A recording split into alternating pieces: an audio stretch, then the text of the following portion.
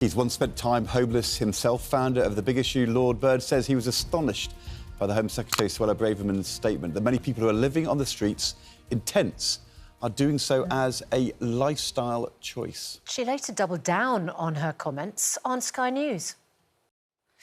Well, Lord Bird joins us now, of course, founder of The Big Issue. Very good morning to you. Good morning. Did you make a lifestyle choice when you were homeless? I was hiding from the police and hiding from my family, and I think you'd find that a lot of people have some kind of trauma that leads them to the streets. You see, the real problem is homelessness, and the reason why people end up homeless is a social problem. If you don't face up to it as a social problem, it then migrates often into a law and order problem. So what Suella Braverman does, she comes along and she says, look, this is terrible.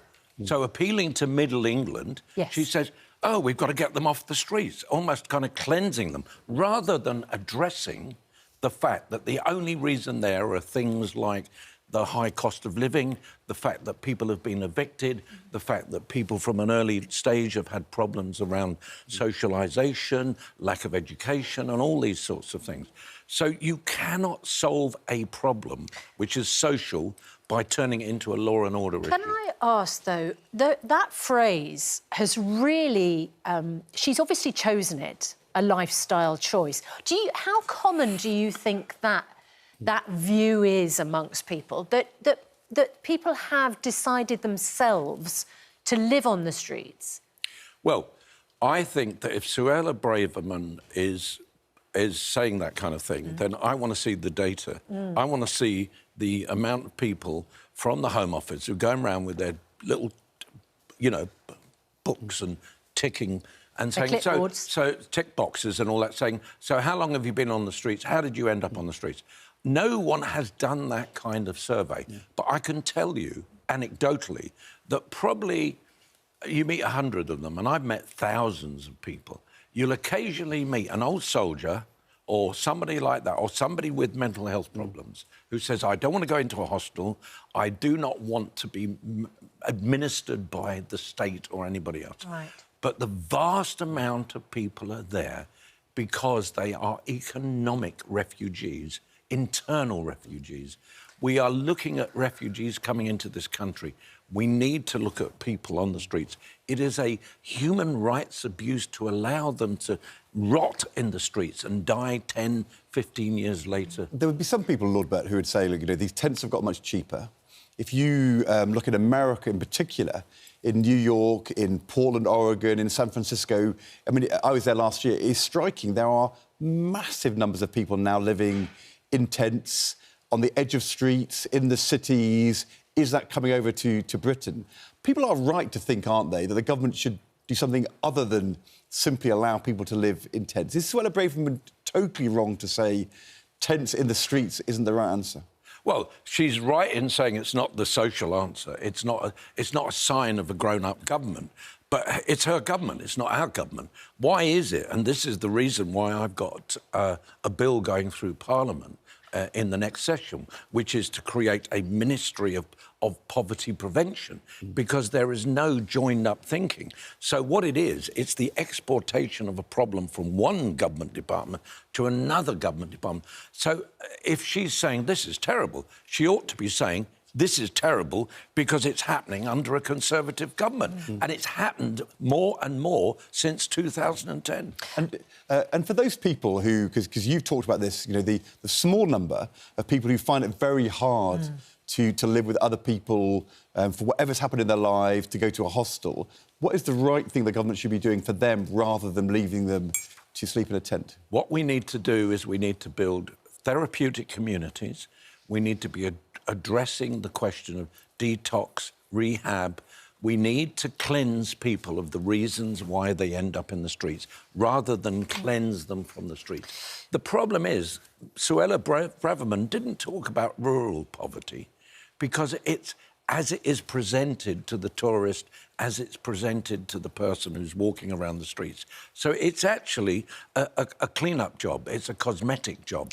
And we really do need to address the whole issue of why are we producing so many people who are slipping into homelessness, evictions, etc. Yeah, Sorry.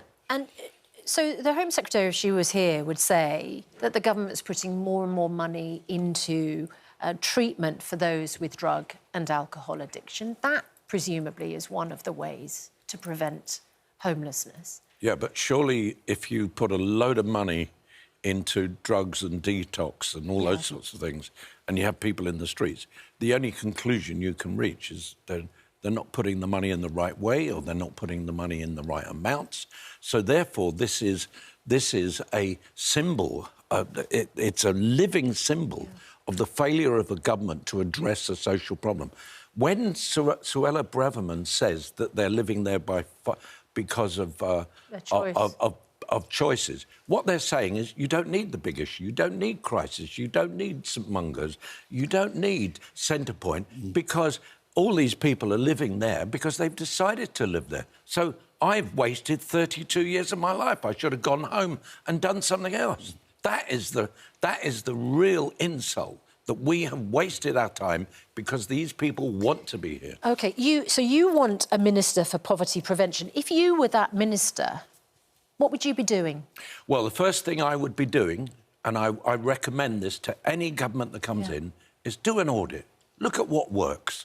Because there's many, many incredible things that are being done, not just by this government, by the last government, the government before, but they are initiatives. They are never taken mainstream.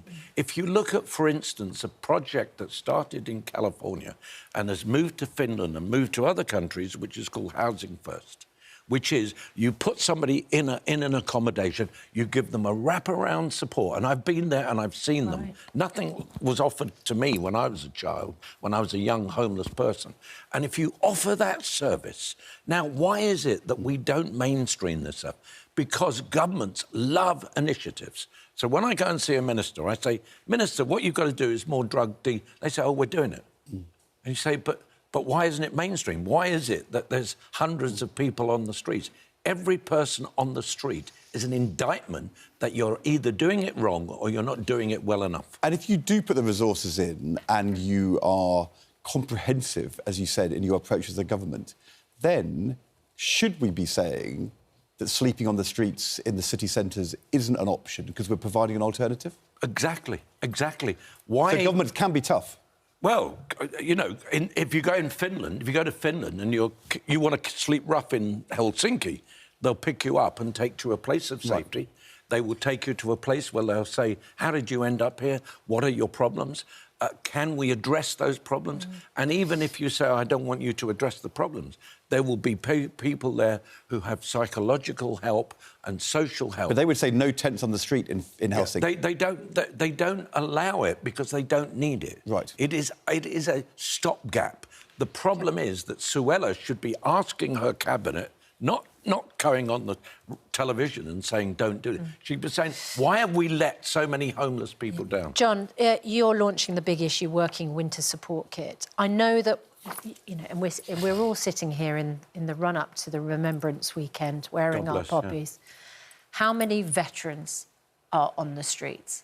Well, when we started the big issue, I would say about 70% of the people were veterans. This is in 1991.